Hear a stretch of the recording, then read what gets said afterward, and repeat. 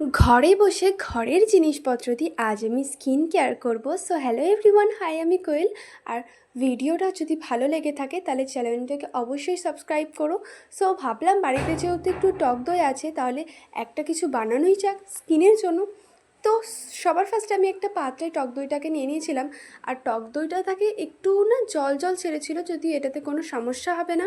এর মধ্যে আমি একটু মধু অ্যাড করেছিলাম আর বেসন দিয়েছিলাম। তোমরা নিশ্চয়ই জানো মধু আমাদের স্কিনের পক্ষেও ভীষণ ভালো, টক দইও খুব ভালো, আর বেসনও ভীষণ ভালো।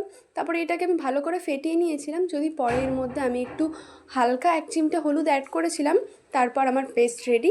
তারপর আমি অ্যাপ্লাই করে নিয়েছিলাম সারা মুখে, যদি একটু বেঁচে থাকায় আমি একটু হাতে অ্যাপ্লাই করে নিয়েছিলাম 2 হাতে। তারপর মুখটা ধুয়ে নিয়েছিলাম 20 মিনিট পর। সো একবারে তো আর তুমি ফর্সা বা সুন্দর হয়ে যাবে না, এটাকে কন্টিনিউ করে যেতে হবে। তো তারপর আমি স্নান করে নিয়েছিলাম। তারপর স্নান করে মেন কাজ হলো পুজো দেওয়া, আর এটা আমার মেন ডিউটি। দুপুরবেলার পুজোটা আমিই সারি। তারপর আর কোনো কাজ ছিল না, মা দেখি এখানে ভাত বসিয়েছে। সো ভিডিওটা আজকের মতো এইটুকু।